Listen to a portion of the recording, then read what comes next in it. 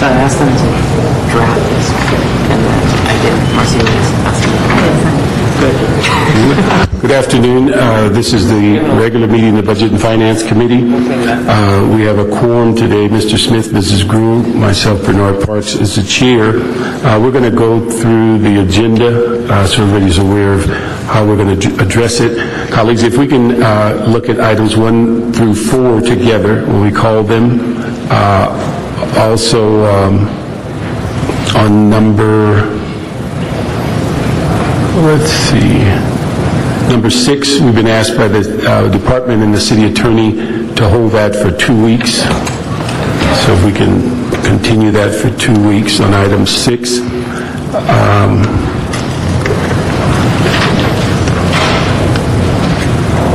And we'll also hear 7, 8, and 9 together. If we can go through item 10 and ask this deals with the fire department. If we can ask the CAO for a report back on that item as it relates to the current condition of the budget.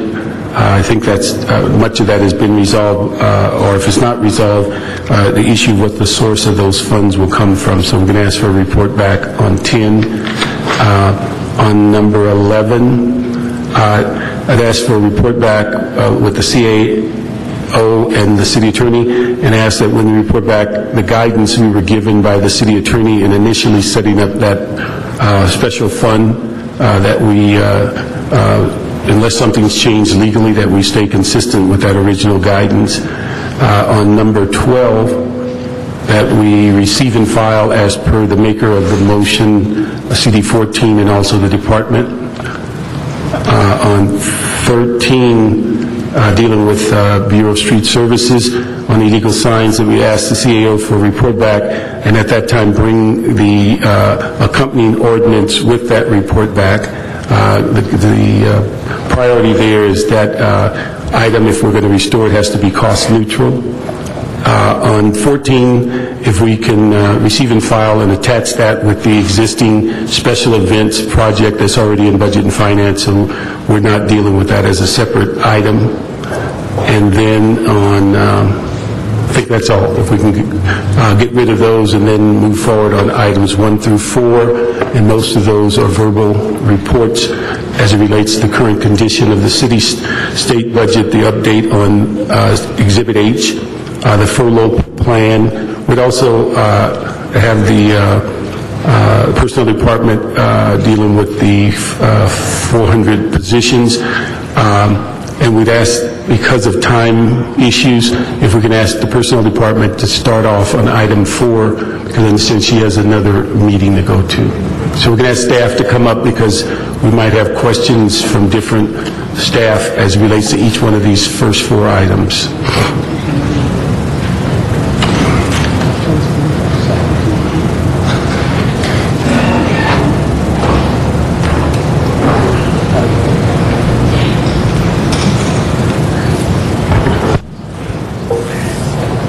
Good afternoon. Good afternoon. Maggie Whalen, Personnel Department. Maggie, I know that we went over this a little bit in ERC, but is there anything that you can share that's public knowledge regarding your current status on addressing that particular item 4? Sure. Shannon Pasquale, Personnel Department. Currently, we are in the process of working on the 74 positions that we have been asked to calculate layoff seniority for. At this particular point, we have reviewed over 8,000 employee work histories, and we've completed about 20 of the 74 positions at this particular point, and we expect to have the entire 74 done by July 31st. So you've completed 20 of the 74? Correct. And you will have all 74 done by July 31st? Correct. Okay. Now, how does that impact if, as we go through the budget, additional positions are given to you, or different cuts or allocations are given to you? Do you have to start from scratch on that process, or Is this a continuation of what you're doing? Well, to the extent that we've started to get information from the various departments regarding their 10% cut. And so there have been a number of departments that have identified a number of positions, both in what was supposed to be the 400, that's now the 74, and then their 10%. We've already started to look at those. So, for instance, if they have same classes, we've already started to identify those positions, so we've already looked at them. It's just a matter of whether or not we need to get to that number for a layoff purpose. So you're getting them, have you started working on the shared responsibility? Only to the extent that they are impacted by the same in the 400. So, for instance, if a department had asked for 3 positions of senior management analysts as part of the 400, but they've asked for an additional 10 as part of the 10%, we looked at all 13 of them. So we know at this particular point, if we have to pull the trigger on the additional 10 positions, who those 10 individuals are going to be. Okay. What would you estimate, as you said, not all of them are in, what is your estimation of departments responding to you? Do we have 50% in, 70%? At this particular point, it's kind of hard to determine because I don't really know what the full impact is supposed to be of the 10%. I can tell you as of today, we have information on 580 positions. What about number of departments that have replied to you? Less than half of the departments have replied. All right, let me ask the CAO, CLA, we need some direction to those departments. If less than half have responded, that we can get them to get information so personnel department is not left guessing as to what the workload they may have. And so if we can get that in with a specific due date. I think we asked for that during the budget hearings so that we would not hold them up. So if we can, let's try to put some emphasis on that. Well, as you know, or you may recall, that basically by the end of the week, departments are supposed to submit back to our office, CAO, and then also the mayor's office, their operational plans. And we're going to use that as a vehicle to gather that information. And then certainly we'll be, once we get the information, we'll be having the dialogue with departments and make sure we're all on the same page, we all agree with the numbers, et cetera, et cetera. And so once we get those, then we'll pass those along. Will those operational plans have the list that Maggie needs for her to begin to make some initial assessment? They should. They should have. Okay. They should. Because Maggie, you need classifications and numbers. Right. Okay. All right, so if we could make sure that if they're going to do it all in one, so that personnel department is given the material they need to at least begin their assessment. And then also during the council meeting last week, we asked that CAO, CLA, and personnel department get together and create the necessary language so that in the future, if the budget requires a layoff, that people or general managers know it's not by abandoning position, it's for lack of funds or whatever the criteria is, so we won't have a situation where the committee and the council think they approved one avenue and found out that the department general managers chose to go in another direction. So we need some specific language so we all know what we'll be recommending or approving in the future. Okay. Did we ever have a document, I think we asked this last week, which shows here were the 400 positions and how we got to the 72? I know that I saw that, I may have said this to you, that chart, and it just kind of shows positions, and I don't quite understand ultimately how, and this may have been discussed after I left Budget and Finance last week, what happened with all of those positions. I saw the CAO report that you all did, that chart, but that doesn't really explain, as far as for most people to understand, where people went to. And if someone had shared with me that what happened after last week's, or during last week's budget meeting, explained that these were, people went into positions that were either vacant, or they have the authority without going through the managed hiring process, is that correct? Yes. Yes. That people were reassigned internally if they didn't transfer out. So they had vacant positions. We all hoped that they were funded positions so that they moved them into. That was my question, is how do we know whether they were funded or not? Was there any kind of process in which they were approved? Again, bottom line is that, if we can place people in positions that have been approved and are determined priorities in each department, fine with that. But I think looking at it, it's unclear exactly where they went, and if anyone has looked at specifically, I don't know, personnel. I know last week you had just received the document just ahead of the meeting to determine that in fact all the positions people have gone to were the approved positions. Well, as I understand it, basically the departments have moved their people into either vacant positions or the new positions that were added or restored in the budget. Now, to get to your question regarding whether there's actually money to pay for those, that certainly is another matter, and we're going to be working with departments. Here again, it goes back to the operational plans once we get the information, because we ask general managers, this is, you have X dollars and you need to manage to that dollar, and if you don't have the dollars to pay for all of these folks that you have on your payroll, what is the plan to deal with those folks? And we've had problems in the past, and again, this is a unique year where people have said, oh, I'm so sorry, I did hire more than I really could. I now have a deficit, and we see that every month as we look at it. Is there a, without holding up, again, I want our city to be able to maintain and manage, but is there some process that says, even a box checking that says you have the money to do this, or it's a position that has clearly been approved? Because when do we find out if they've hired? Again, we know we should trust our general managers, and many we can, but we can also give you examples when they have gone over budget. You're right, and this is a unique year in the sense that while departments may have these vacant positions where they can just move people into those, the question is, do they have the dollars to pay for them? And that is, as we get the information back from departments, we're going to be working with departments saying, okay, now you've said that you can pay for these X bodies. Let's go through, let's look at your source of funds, your general fund, your special fund, et cetera, to find out actually whether you can pay for those for a full year. And if not, then you need to start working with personnel to deal with their staffing in order to bring back the staffing. So, but when you had mentioned that basically going through the unfreeze process, and while people have been moved into new positions, right now, departments, once they have the authority, the general manager can move a person around as long as they have the authority. And here again, it just goes back to the traditional mindset in the sense they've had these authorities, they've had vacancies, so why can't I just move this person into that particular vacancy?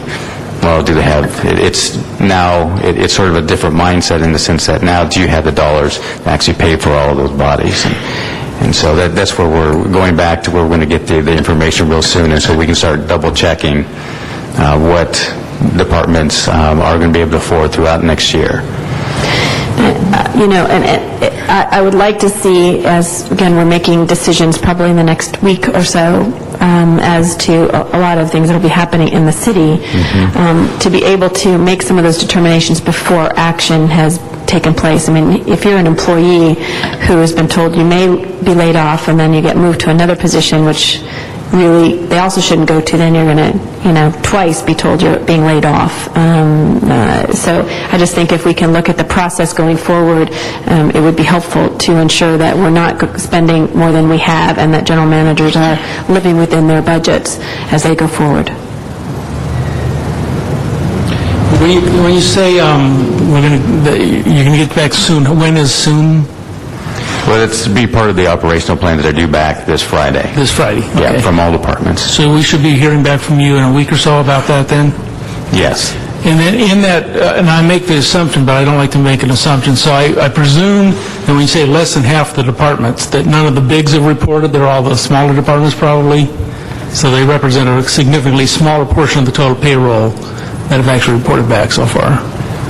That's correct. Yes, okay, so I'm not making assumptions anymore. That's good, thank you. Yeah, thank you very much. And I think it was a surprise to all of us when we looked at the CAO's report. I don't recall us distinguishing this fine as far as in the charter, lack of work, lack of funds, abolishment of positions, and I think that's the area that we have to clarify. Is there guidelines for each one of those? and what language we should be looking at, because historically we've always said a cut's a cut. And then the interpretation today is, even though they're cut, I can go find these individuals' positions without determining if I have funds. So that's what I think has put us in the bind. And yes, like I mentioned earlier, this is a unique year, and I don't want to, at this point, say that departments are playing the game, so to speak. We certainly won't know that until we get the information back and until we can actually verify and work with them. Well, what is in that operational plan? What are your assumptions, et cetera, et cetera? So. And you said that when do they do? The 25th? It's the 24th. 24th. Would they be available if we scheduled a subsequent budget and finance meeting where we went through them like we do with FSR? Later on in the year, probably in July, I think we would need at least a good week to go through them and go through all the assumptions with each department. Why don't we do this? If we can schedule those for the second meeting in July, and then that way we'll all get access to your evaluation and what was presented on the operational plans. Okay. Okay, so we'll move on to items, thank you, Maggie, 1, 2, and 3. We can get Ray and Jerry, if there's anything new on the state-federal budgets that we should be aware of and all the things that are going on in and around us. Yes, one other thing. Do we need Maggie on item 3 that deals with furloughs, or is that just the CAO can handle it? Okay, fine. Thank you. In terms of the state budget, the Joint Budget Committee has completed their deliberations and has sent it to the legislature. We keep hearing they want to move quickly. We will see. I think that the state controller is saying that they must have something in place by the end of the month, or they will be out of cash in July. What is included, what is not included so far still is the Prop 1A borrowing. Although there's some talk about putting that back on the table, of course things change constantly. Now it appears as if the 1A borrowing and the supplantation issue in terms of the ARA money would make it more complicated for the state to borrow that property tax. So that may be an additional protection, but they're still looking at that. The report does have the gas tax take, a total of $1.7 billion from cities and counties over the next couple of years. For the city, that would be $66 million each year. Now, the League asserts that that's unconstitutional. There are 67 cities that have passed resolutions challenging the state if they do make such a take. Part of the analysis they're relying on is that the gas tax funds specifically can pay for state bonds for transportation projects. And it appears as though what the state is asserting is that they can grab onto the local share in order to pay off the state transportation bonds. I think that's the theory in which they're trying to do this. So we will keep you posted. The LAO has proposed that it be a borrowing rather than a take. That is not yet officially in the report. That hasn't been passed yet. One of the issues I think to grapple with is the ability to borrow against any take and the requirements for the state to pay it back. So I think there are discussions about if a take is inevitable, whether in fact a 1A take is better than the gas tax take, because there is a requirement to pay it back. But that's still being looked at. The state has also... The larger city mayors went to say that they would rather have the 1A money than Yes. they would the gas tax. And the League took the position they'd have the gas tax. They did, yes. There is some difference on positions on that. Yeah. They're also proposing to take $350 million from CRAs for the next 2 years. That would be $14 million a year from the city CRA. They have tweaked the argument that they lost in the court. I would suspect if that goes forward, there will be another legal challenge. So it's unclear about whether or not they can do that. But at this point, I believe the prior court finding is on appeal, so the money's not coming back to the CRA yet, and it looks like that they're going to take another run at it from a slightly different angle. Let me ask you that, Jerry, on the suit that the cities won, was that money that they kept and then released, or where is that pot of money? It's my understanding that they have not released, that is money that they kept and they have not released it, and won't be releasing it, obviously, at this point, until they make another run at it. In essence, that there are a variety of other things: $2 billion in tax increases, an oil severance tax. The governor, of course, has threatened to veto any additional taxes. Cigarette tax, a variety of cuts and savings, and also a continued suspension of some reimbursements on state mandates. And we're trying to get a sense of exactly how that will impact us.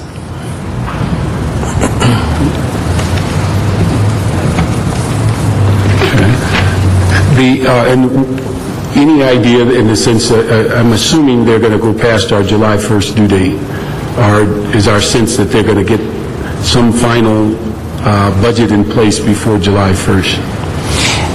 Well, the official word is that they will have a budget in place before July 1st.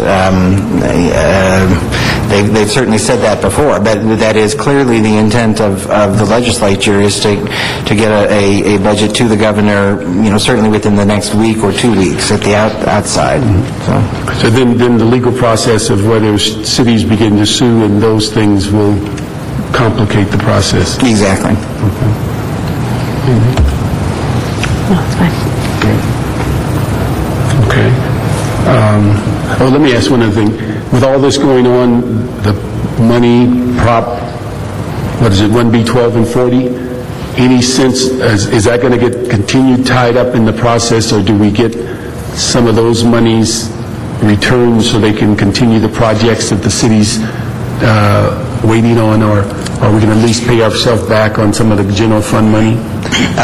We'll have to check with Rec and Parks and get back to you. The state did announce releasing $500 million from their prior bond sale for the 12 and 40 projects. And I believe they indicated that they thought reimbursements would start again within the next couple of weeks, but we'll check with Rec and Parks on the status on that. Okay.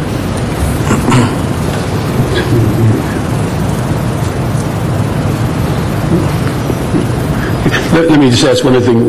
If they're talking about funds that are not under Prop 1A, and what would be the legal process of them making or creating a compliance that they will pay them back under a certain time, and that would give us sufficient legal footing to then bond against that statement or that legal document? Is that a time-consuming process, or is it a process at all? Do they just create it as part of their legislation? Exactly. They would have to create it as part of their legislation. At this point, I don't think there's anything in the statutes that would require a reimbursement of the gas tax. I mean, if they quote decided to do that, is that just they can decide to put that in the ordinance if this is a payback over 2 years, which would give us the ability to use that legislation for bonding against? Or is it a more formal process they'd have to use? Well, I believe what their assertion is going to be is they don't have to pay it back because they can take it to pay off the state transportation bonds. They can capture the local share. Now, the legislation could include a requirement to pay it back. In terms of whether or not that payback requirement can be borrowed against with a revenue anticipation warrant, I think we'd have to get into the legal issues on that, but it's certainly not a state constitutional issue as 1A is. Okay. All right. Okay, thank you very much. On that's, let's see, 1A. Now, on 2,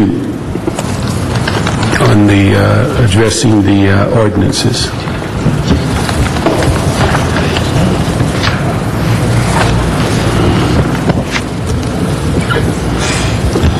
Yes, Councilmember Pete Echeverria from the City Attorney's Office. We provided a report to you which has attached a copy of our working spreadsheet for the various ordinances that were requested. As I reported last time, we count a total of 21 that were required under Exhibit H of the budget, and of those we have completed and transmitted, I believe, 6 of those, and We anticipate that 8 will be completed and transmitted within approximately 2 weeks.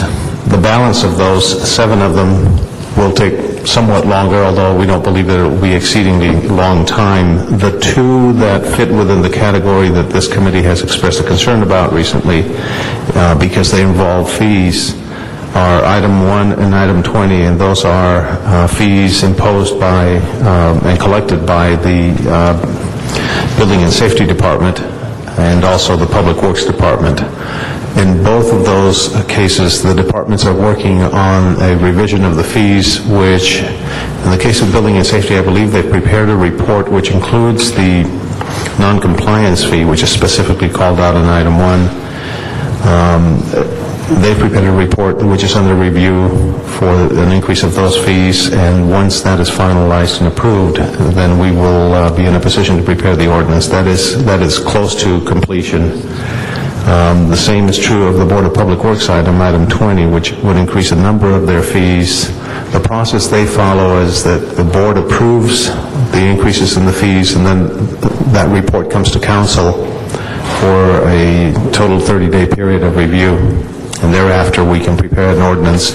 Although the position has been by the department that after that 30-day elapses, if council either takes affirmative action to approve or they're deemed approved, no further action is required. We believe that the sections should nevertheless be revised to reflect the new fees so that any member of the public can easily find them by checking our codes. So there will be an ordinance that follows up, although the fees will be effective upon approval by council. Those are the 2 fee-related items. There are a number of items, or several items, I should say, that await further policy direction. One is the creation of the Human Services Department by the combination of the 3 commissions. Another is the point of sale ordinance, which I believe was referred, the proposal was referred to Public Works, and for more input from the community and the industry, and we're awaiting that direction as well. And there are a couple of other items there where we're actually already reviewing drafts, and they will be released shortly. And have you covered, I know we have planning fees, I think it's June 30th, coming before council. So that's a large one. Are there any other issues that deal with revenue that are in that 7 or 8 that's going to require a couple of 3 more weeks? Only the 2 that I mentioned. Okay. So, and when you say released on 6 of them been released, is that, are they released track to get to released council? means they were sent to council. The clerk They're has not them in committee? They're not been sent to committee, they're going directly to council? Well, we have an arrangement worked out so that the clerk knows that these are budget-related ordinances, and I believe that they've been informed by the committee chair that they can be taken straight to council. Okay. Because I think one got to council dealing with the CRA, and I think HCED hadn't seen it, and we sent it back to committee on that, I recall. So, okay. Do you have any questions? I think we're going to, the alarm fee, which we talked about, is going to be was adopted, and in 30 days it becomes effective. Is that correct? That's from That was last year? actually adopted, I think, about 2 or 3 weeks ago, so it should be effective in the next week or 2. Are there any that are on hold from last year? None that I'm aware of. That was the last one Correct. that was on hold. Okay. And in our documents here, it has several that ordinance pending. Are those ones that you think will be coming forward in the next couple weeks? Because in our documents, it just says city attorney to report. This is in your Exhibit H. On some of them where I say review is pending? Yes. Actually, I think you're referring to the memo released by the CAO, Yes. the assistance of the CLA. There's a separate document released by the city attorney which has more details. So we were referencing that the city attorney was going to provide the additional details on the status of these items. Those, I'll there hold were- off on my questions, and I'll look at this. I'm sorry, I only saw the other document. Very good. Go ahead, Mr. Brooks. Thank you. You know what we'll do on this, because we just received the city attorney's report today, we'll hold item H in committee and have a weekly update until we get these all resolved. So, and that's on item 2. Okay? So, thank you very much. Mr. Parks, are there any ordinances that need to come next week at all that we can put on the agenda? Is that, You know what? that might be on any of these that have been released? I think the clerk is just calendaring them for council at the earliest opportunity, unless they're referred to a policy committee. Big one, yeah. But it seemed like there's, CRA-related services performed by city departments. It looks like there's a couple that were released in May, maybe.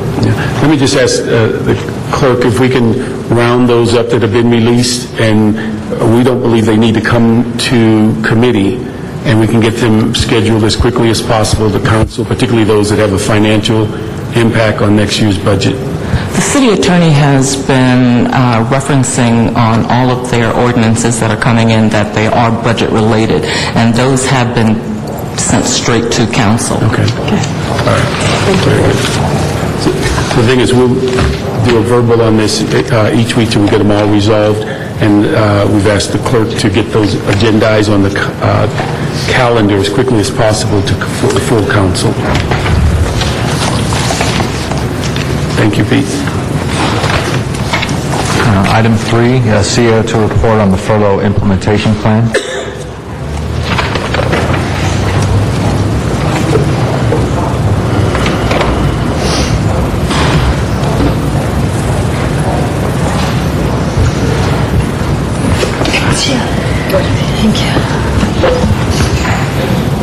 Tom Coltis, CEO's office. The department submitted their furlough plans, all of them by the deadline, and we subsequently started meeting with the union organizations on the impact of those furlough plans. Prior to the meeting, we handed out a copy of a high-level summary of what is contained within those furlough plans. Basically, it's pretty much what we expected, which is a fair amount of the city would be able to comply with the second and fourth Friday and be closed. There are specific operations that have identified alternate furlough programs, and those departments have designed those programs to meet their specific operational needs. Most of the alternate furlough plans involve, instead of closing, staggering furlough days as is currently done with the 980, where you don't put everybody off on one Friday, you stagger that day out around the pay period. So they would be staggering that day, much like they staggered the 980. For some of the other places, such as sanitation, they designed a 7-hour work week and go 5 days, 7-hour day, and go 5 days a week, because that fits better with collecting trash. And there are a couple of other operations that had some unique schedules, but for the most part, it plays out pretty much the way we expected. Specifics of the plans, probably need to wait a week or two and see where we end up before we dig into these in significantly greater detail. And these are the department plans that Ray talked about earlier, so the same report you're going to get all this information out of? Or is it a different set of plans? No, this is basically the furlough plans. Okay, so the furlough plans are different than the department operational plan, yeah. Okay, all right. Yeah. This is only the plans to implement the council action that said we were going to close on the second and fourth Fridays. And then there were operations, the 24/7 operations, some of the operations in animal services where that was not a functional design for them in order to continue to operate. And so those departments were given flexibility to report back with an alternate plan. Now, with the plans, have we worked out all of the financial and controller directions and requirements for them to put these plans into play? It's my understanding the controller's office is ready to go if we pull the trigger and implement these on the second Friday in July. And then if we put together an outreach to let the public know upon pushing that button, just what to expect from the city as it relates to availability of resources and such? That part of the plan has not been built yet. Some of that we will have to get from the departments, obviously, for those departments that are operating in slightly more unique fashions, but for the majority of the departments that are on the second and fourth, we should be able to do that from a centralized location. Okay. And so is there a drop-dead date of you getting the information you need to move forward? The drop-dead date is revolving around our negotiation drop-dead date, so we have to have a decision this month. Before the end of this month, okay. I think one of the things, though, as you're suggesting, is we can go back and start working with departments as we look through the implementation and we have the discussions with all of those that are affected, is find out what we need to do publicly to let people know what's about to happen, because I think what you're talking about is the outreach, and we don't want to, as maybe is suggested on this sheet about the library being closed every other Friday. We're going to need to get some public information out there so people know ahead of time. So we'll start working with the departments to follow up on this, both on the impact, but also on the outreach that's going to be necessary. And I think one of the things that with both the furlough plans and the operational plans, I think we have to find a way to get this information before council, before it becomes effective, so that they're not the last to hear that libraries are closed or hours are reduced or functions are moved out of Rec and Park. So we have to look at a timing of how does this package get to council to make them aware of what the expected impact on services are. Yes, well, as Tom had indicated, we're still working with the affected parties to continue gathering some of the information and sort of finalizing. At the same time, we can have discussion with Council President and see whether or not he wants to bring some of this discussion forward as well. So, would that be? I mean, because I know we had the second week of July for the operational plans that you will need that type of time to look at them. But it would appear that they will be in play and working off those plans in some instances by July 1st. And so that's the timing, because I think what we've seen on some of this stuff before, if council officers aren't aware and we're moving in that direction, it creates, all kind of buzz. So if we can find a way to move that forward, both the furlough plans and the operational plans to council as close in a period of time as possible before they're implemented, I think it'd be helpful.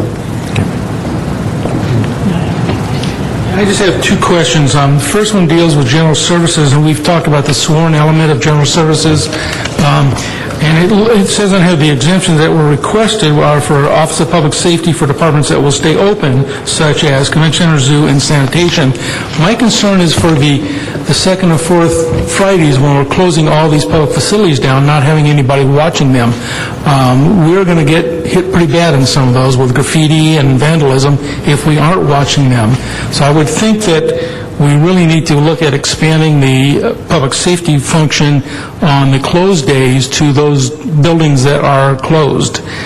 Maybe that could be done on a reduced schedule or something, but we need to expand it beyond just these departments that stay open. I think we have to have patrol on those buildings that are closed down.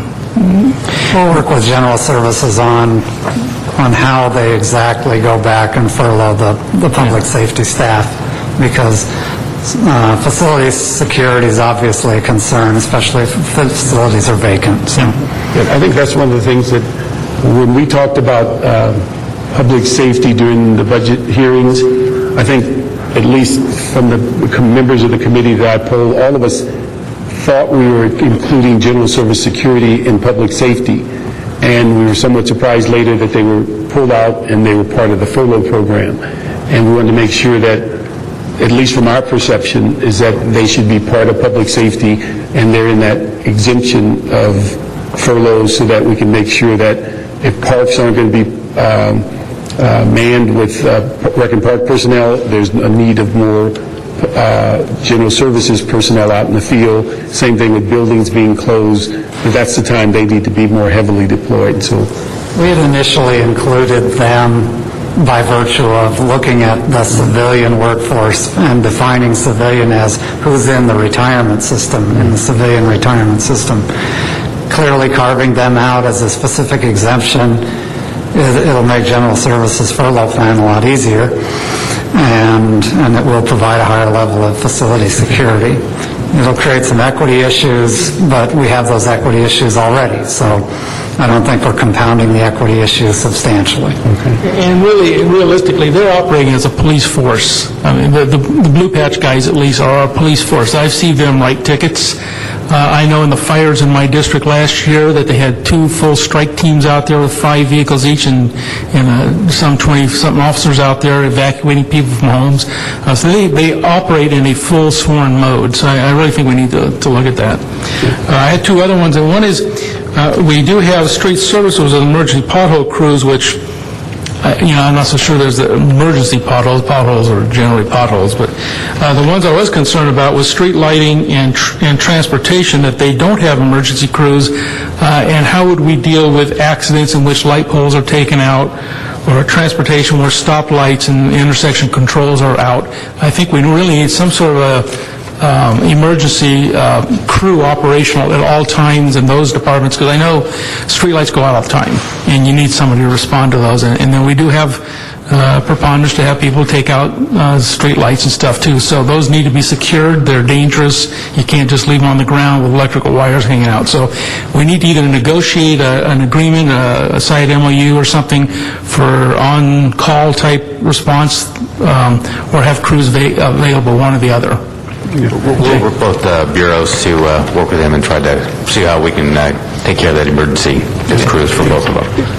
One thing I was going to ask in that same vein, and again, they all work under Public Works, is whether we would have some better utility if there's a Public Works emergency crew, as opposed to every bureau doing their own thing. And again, it's a matter of Public Works being the central, the focal point of bringing emergency resources to city problems, and they can assess whether you need street lighting or street maintenance, or you need Bureau of Engineering or whatever. But on something like this, it seems like it'd be better centralized than every bureau trying to do their own thing. It may be more cost effective also.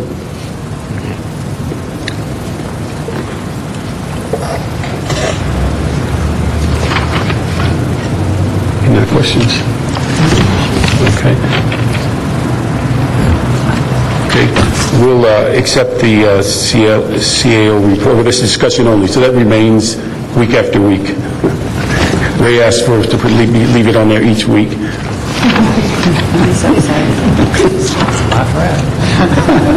The next item on the agenda, City Planning and Library Department reports relative to discretionary funds allocated by the council in the 2009-2010 budget. Recreation and Parks has also submitted a letter, I believe last Friday. I don't know if that's been introduced into the record or not, but they've also submitted a letter. Let me just ask, Mr. McPherson, I didn't notice you have a card for number 6, and we've continued that item for 2 weeks. Do you still want to make comments? Okay. All right. Now we're on number 5. Let me just ask on the CAOB that we have not gotten all of the reports in, and what I didn't want to do is fragment this, because we sent forward city clerk, but the other ones have not come in total. What I would hope that we can ask the CLA to come up and explain these funds and why they were put in the budget, because there's a misinterpretation to many people on how they should be used. And so if we can get an explanation, because they were added during the budget hearings for a specific purpose, and now we've had at least 2 or 3 interpretations. And then most recently it appears that I think Rec and Park was advised that their money was taken as part of the budget, some budget cuts, and I don't believe that was our intent. So why don't you explain to the body exactly what the intent of those extra funds were and why we put them in the budget? The discretionary funds that were given to 7 different departments, the intent that the council had in giving them these funds was so that these departments could use those limited funds to better address council priorities. This was at the same time that the council knew that there would be additional cuts required in departmental budgets in order to meet the unfunded revenue that was identified during the budget process. But were they to be used to supplement those future cuts, or were they to be used to add additional services as operational services? It was to be used to better address council's priorities that weren't included in the proposed budget. They weren't intended to offset other cuts that needed to be made in those department budgets in order to address the shared sacrifice or whatnot. Okay. I think, based on that, what I'd like to do on that item, on item 5, is first is to get all the reports in at the same time, and second, if we can give them all the same criteria so that the clerk isn't going forward and managing it the way it was intended, and Rec and Park is under the belief they can't spend it. So we need to get some clarity for each department and then get their responses in so we can basically evaluate them in total, and that way I think we have a better picture of what and how the monies are being used. So if we can, do you think we can get that back next week, or would you need more time? We can work with the departments, and we can give you a status report later this week whether we can make it for next week's agenda. Well, we put it on for next week, and we can continue it if you don't get it in. But I think it's important, if we have to put it in writing or whatever, the clarity of how the money was intended to be used, and then go from that point, we can evaluate their reports. Okay.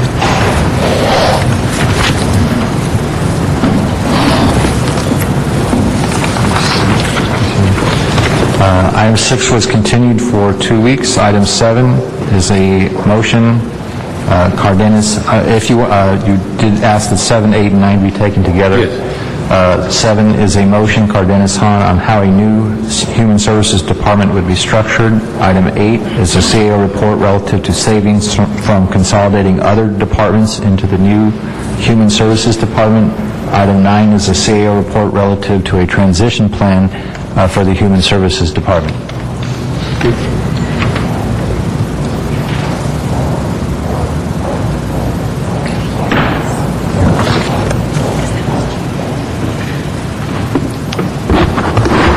Good afternoon, council members. Yeah, I think if you give us an overview of the CAO report, I think it encompasses much and many of the answers for the other 2 pieces, and so Yes. give us an overview on that. Of course. My name is Madeline Rackley. I'm with the CAO. During the budget deliberations, the Budget and Finance Committee requested the CAO to report back on the status of the transition of the Commission on Children, Youth, and Families, the Commission on the Status of Women, and the Human Relations Commission to this new Human Services Department. So the CAO report before you provides a status of that transition. It's going to be a 2-step process, really. The first step is more logistical and technical, the parts about actually creating the department. To do that, we formed a transition team that has been meeting weekly to address the technical issues regarding the creation of a new department.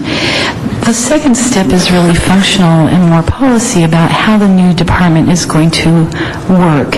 And that we'll be hearing more about as the new department management reports back to you on how the new department is functioning. We are recommending that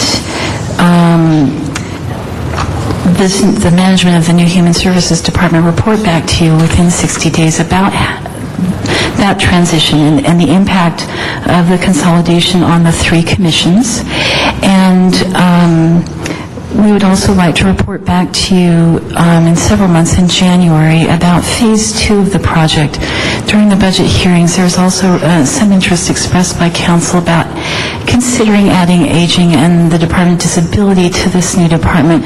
We would like to take some time to look at that and let the Human Services Department sort of establish itself, and then the transition team will take a look at Phase 2 and work with the department heads of those two agencies as well to see if there's a fit, if it makes sense.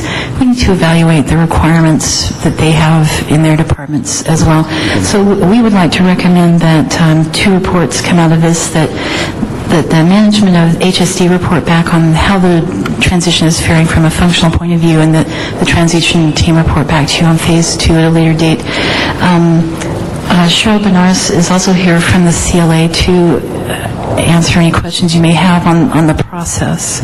You know, one thing, and I appreciate the first part is all the mechanical part, and you said you're going to come back to us on the operational part. Right.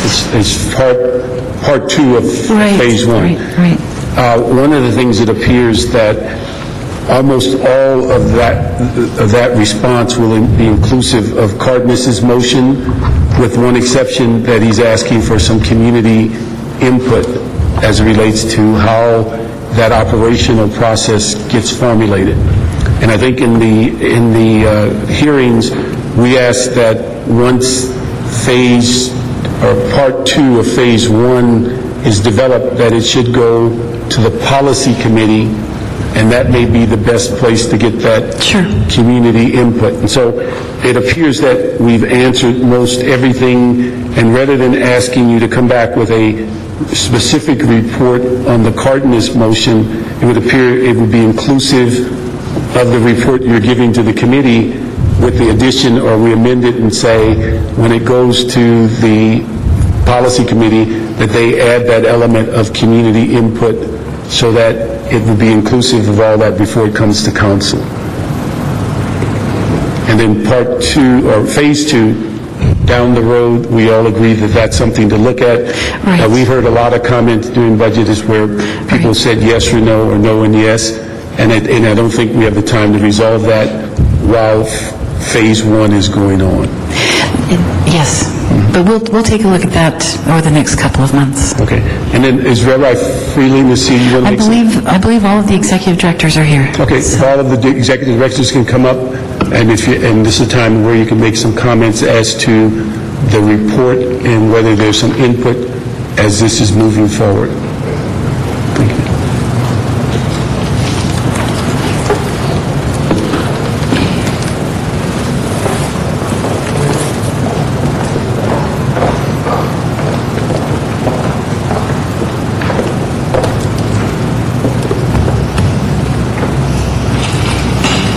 Good afternoon. Good afternoon. Have all of you seen the CAO's report and recommendations?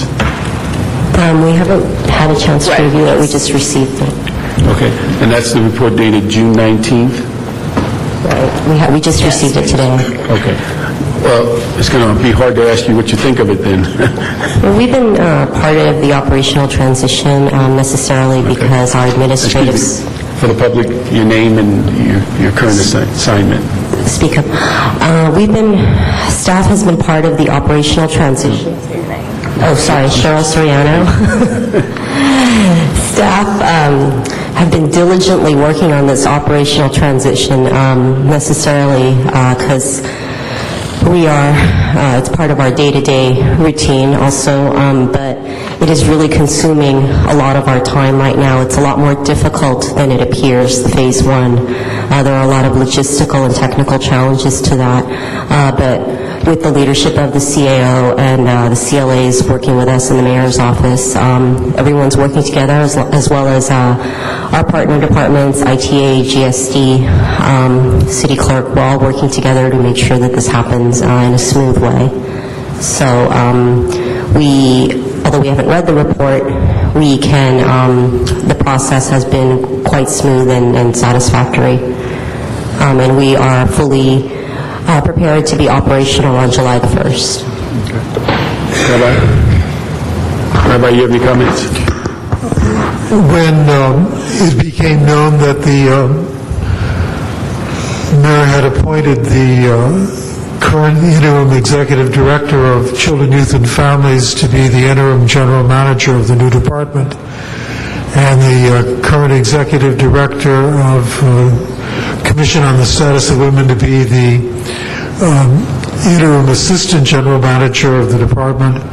I believed that at that point, in as much as I became the odd man out, that it would be appropriate for me to step away from the transition team and operations simply to give ample room for those who are going to be responsible for management to be fully involved as I disengage from that process and in a sense really prepared to leave this building as of the 30th of June.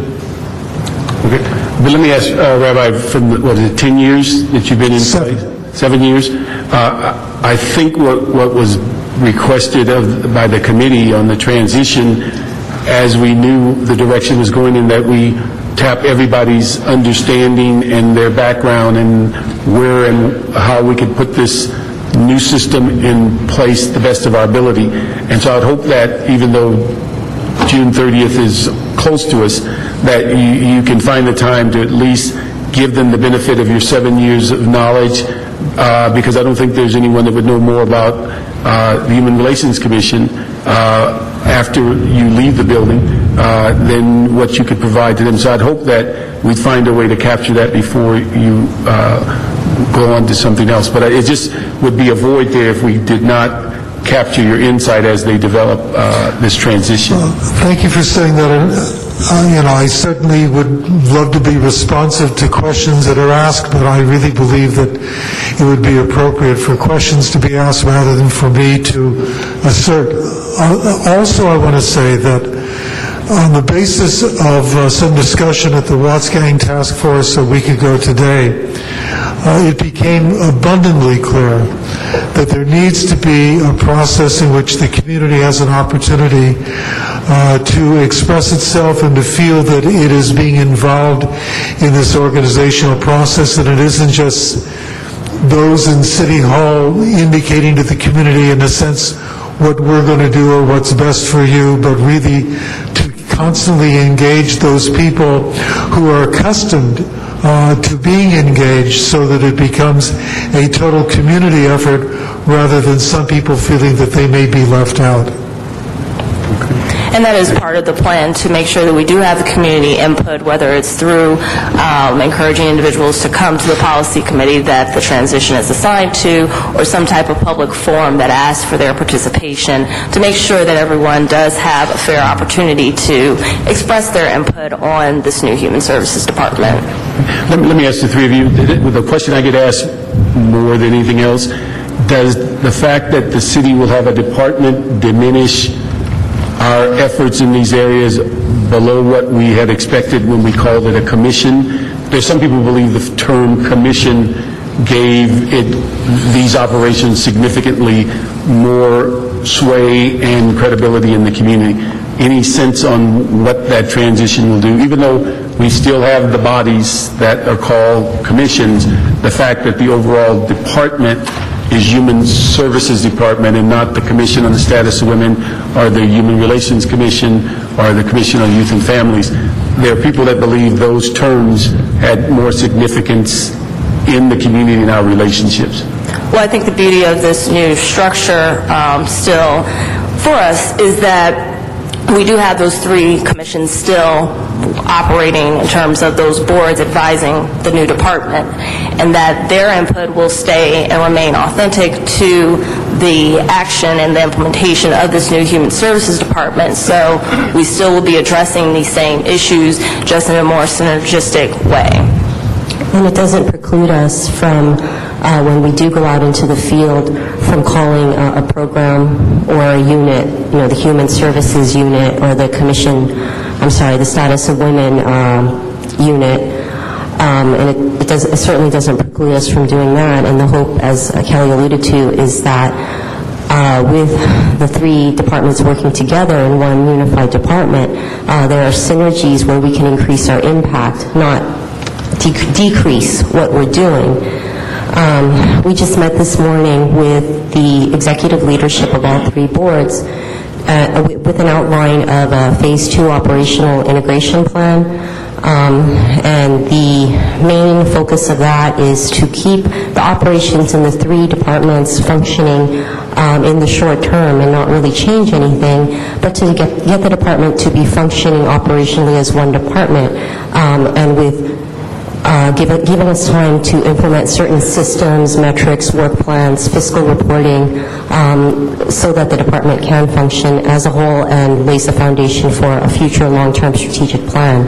And we will be including the community in that. We will also be outreaching to all council members when that plan is finalized. And that's Phase 2, and there are really the concern is that some of the core functions of the 3 respective boards will be diluted with this consolidation, and our hope is that we can come up with some ideas to A, get the department functioning very well and efficiently, and B, come up with ways to leverage or increase the impact of these programs. Rabbi, you have anything else? Rabbi, you have any other comments? No, sir. Okay. Wendy? It's going to be an interesting balancing act. It is, and I think as far as the commissions and the ability to staff, how's that going to operate as far as staff that are going to be responsible for that? We're working on that right now, and as much as possible, we would like the 3 boards to give input on their respective subject matter, also to work together with their other fellow commissioners across the board to come up with new and innovative ways we can serve the City of LA with our limited resources. And we have some flexibility in the new ordinance in the meeting schedules, so the executive leadership of the 3 boards, and Kelly and myself, are working out a meeting schedule and goals, and that will all be presented to you when that is finalized. But we're not too concerned about capacity in that regard, since we all have familiarity with the 3, and we'd like to unify reporting and staffing as much as possible. And Mr. Parks, are you asking them to kind of report back on it? Is there a report back on this? Basically, what I understand, and I'm going to try to get it right the first time, on Phase 1, Part 1, that's the transition plan that we should approve and move forward to the council.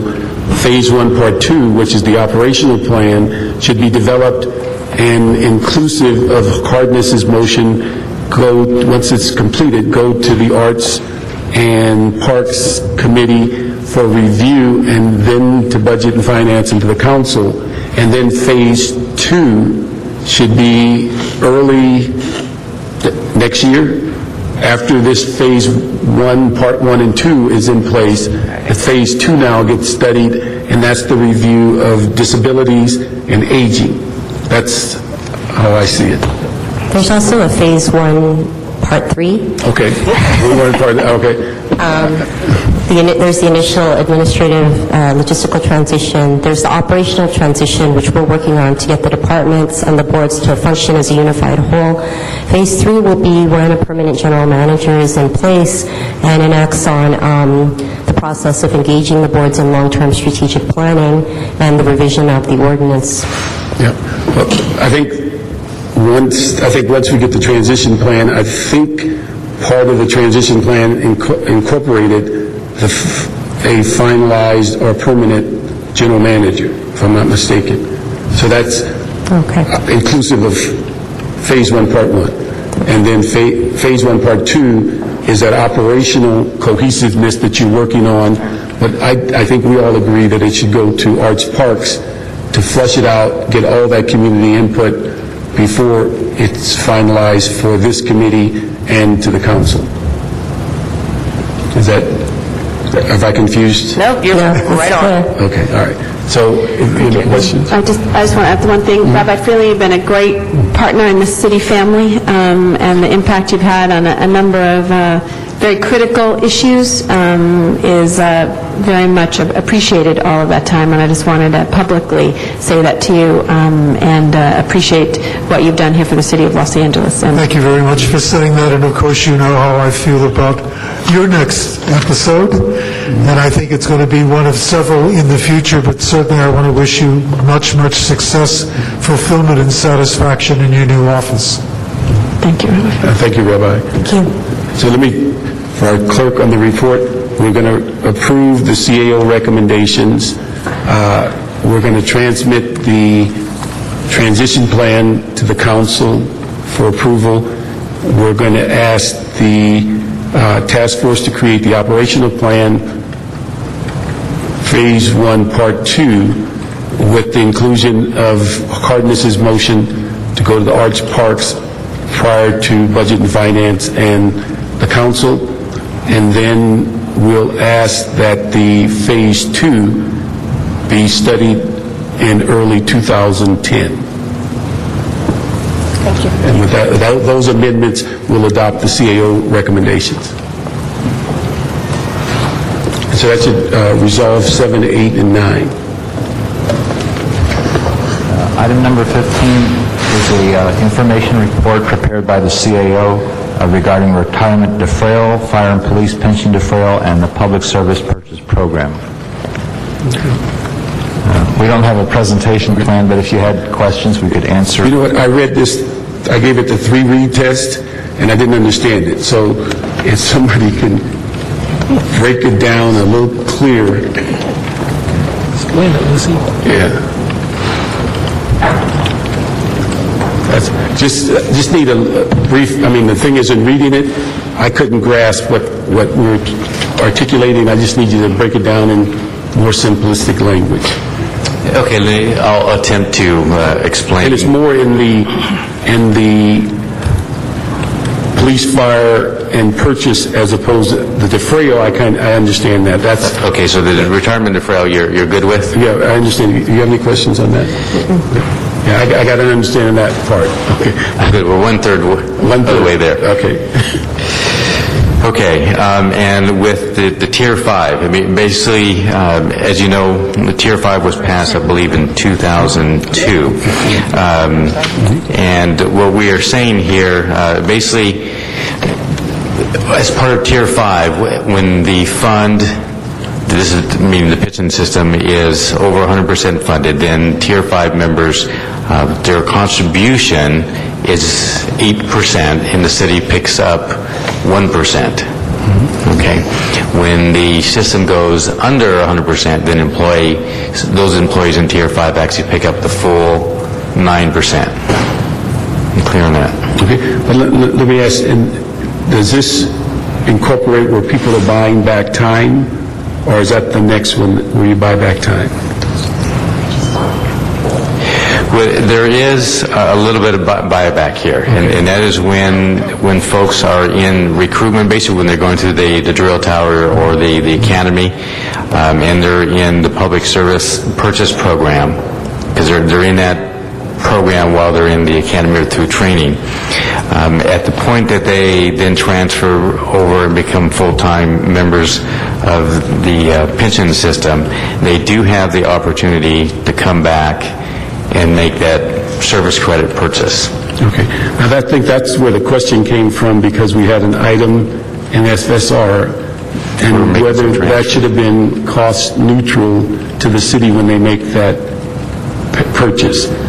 Is that what the guidelines are, or is that something that's slipped through the cracks to where the city's absorbing that? Because I always thought it was supposed to be cost neutral when people purchase their time.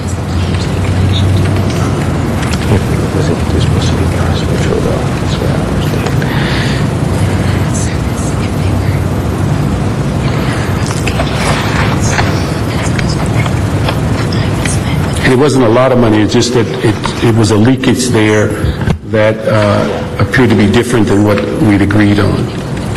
I think, as you indicated, I think at the time it was indicated that it would be a cost neutral, but it appears certainly with the recruit training time, when they buy that back, that it perhaps does not work as envisioned. and is not quite as cost neutral as one would expect. Is that what? And I think we're going to have to go back and do a little bit of history, go back over about 6-7 years, and find out actually what was discussed back then. Yeah. Is that an interpretation of what was in the charter, or just operationally how we asked for those paybacks? Truthfully, I do not know. I'll have to go back and ask staff to actually research. That's the main piece I didn't understand. The issue was that whenever we did the buyback or service time, I remember every time we dealt with it, everybody beat on the table and said it had to be cost neutral. And again, on this time, when it came before us, it was a small amount of money, but it was clearly not cost neutral. And so we need to find out if we're interpreting the charter properly, or if we're not causing them to pay as much as they should, or how this leakage has occurred. So if we can, what kind of time do you need? You know what, if you just hold us over for 1 week, we'll have the answer. Okay, we'll hold that for 1 week. All right, on item 15. All right. The last item on the agenda is a CAO report relative to the 2009 tax and revenue anticipation notes for fiscal year 2009-10. Okay.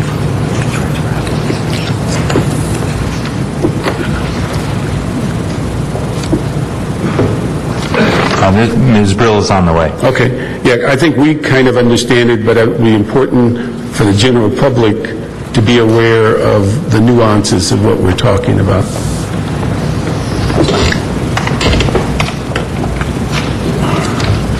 Sorry, Mr. Parks, I missed that.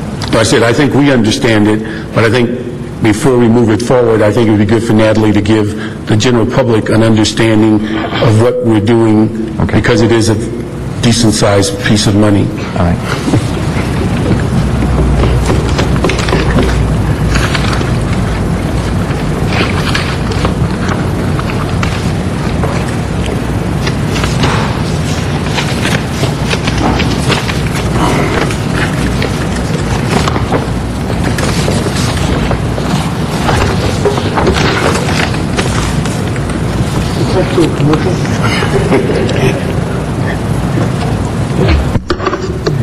And get some money.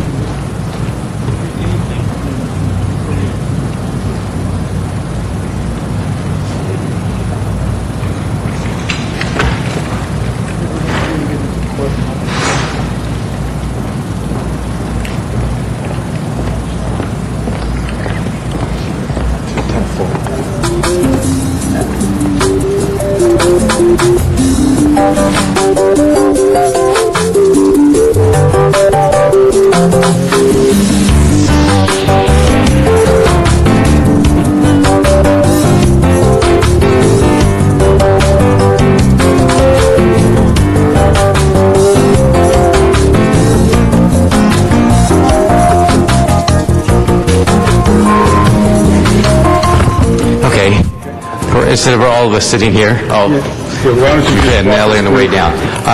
As you have before you, basically, this is the 2009 TRAN, the Tax and Revenue Anticipation Note Report, where we request the authority to issue up to $1.1 billion in short-term borrowing. This is where we borrow and repay within 1 year. And it is used for, the borrowing is used for three components, for three things. One is for cash flow. This is where we had the discussion last week on cash flow. Roughly, we're setting aside $400 million for the controller to manage the cash flow for next year. There's also for us to make our contributions to both the pension system and LACERS. The estimated amount contribution for pension is $355 million, and for LACERS it's $298 million. Now, for both of the pension and LACERS, we issue the TRANs in order for us to prepay our contribution. We actually get a discount by doing that. Basically through the prepayment, and then we pay back in basically over 4 payments in the first and second quarter of calendar year 2010. We do ask for additional borrowing authority simply because of the market uncertainties. We're estimating a effective tax rate or borrowing rate now, but of course the market can certainly change day to day. And that's the 46.5, that's the 46.5 million uncertainty? Yes, that's where we ask for a little bit of cushion in case that depends on the actual market rate. But all of those numbers you gave us are inclusive of the 1.1 billion, Okay. yes, with the B. All right. And then let me just ask you on, just thumbnail on the savings we get in the sense of handling it in that fashion and how the city saves money in that regard. Well, basically, the city saves money. Both systems give us contribution rates. They give us contribution rates as if we were to pay July 15th, and they'll give us a rate that if we make the payment over the course of the year. If we pay up front, the rate is lower. Basically, those systems are giving us a discount because they are getting the cash lump sum up front versus getting incremental payments throughout the year. And based on that discount, as we go back and staff and looks at the effective rate, it does save us some money. So. Okay. And then Natalie's here. I understand we sent you to the 10th floor. Okay. Let me just ask on the, Natalie, you're here. Give us an explanation on, is this the first trans we've used with us having underwriters on our bench? Is this the first time or?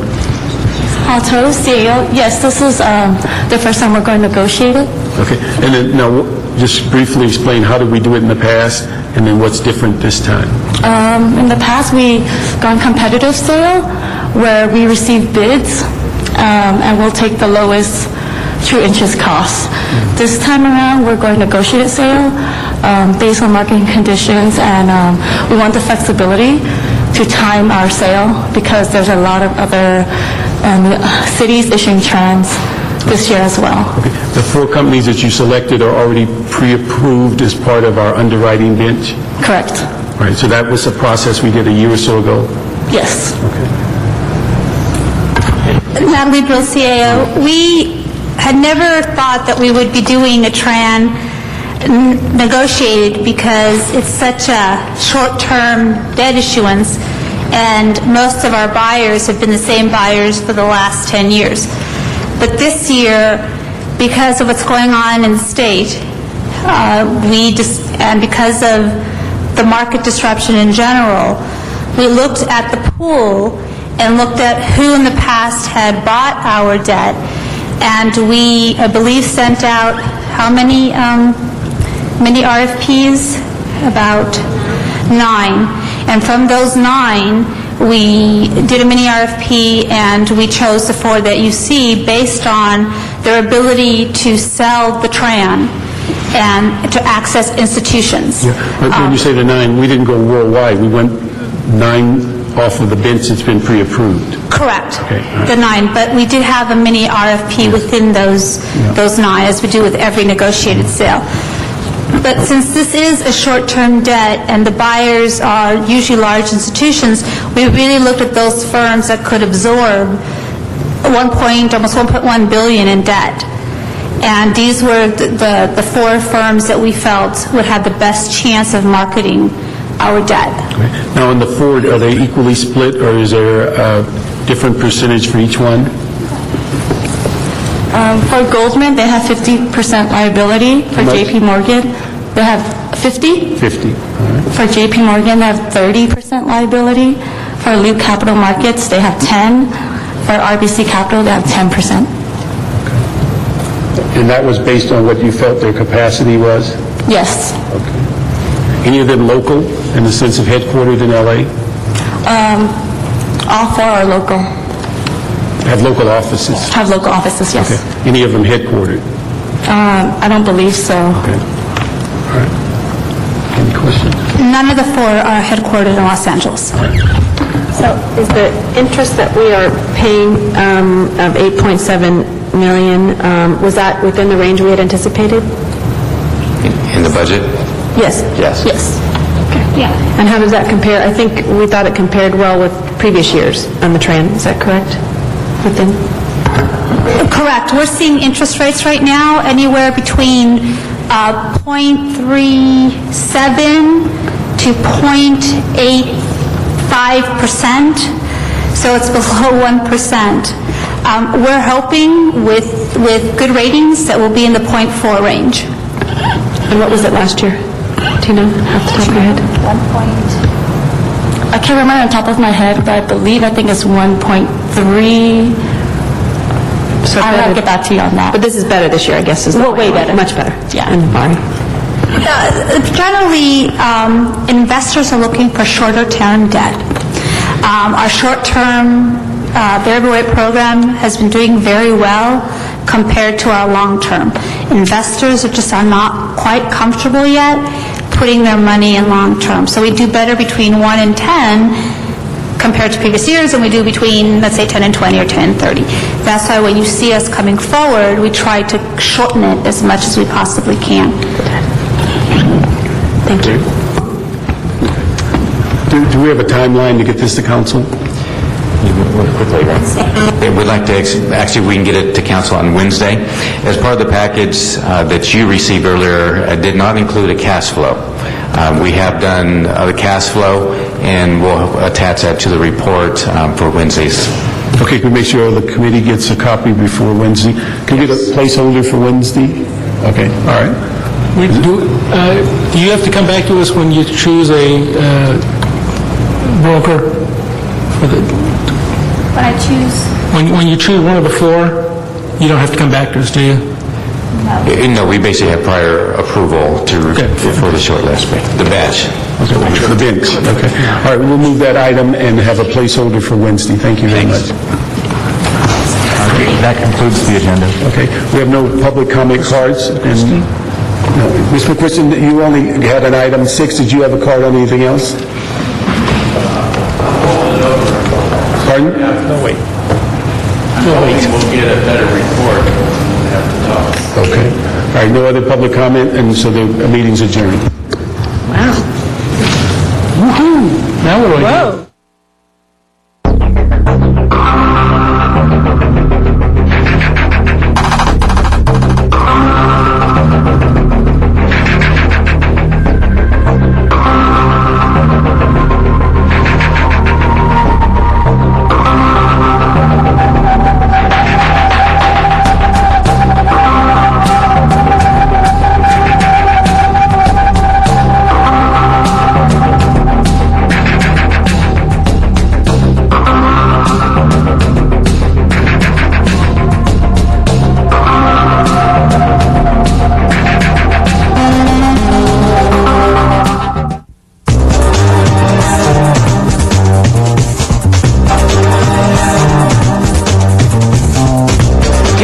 LA City View, Channel 35.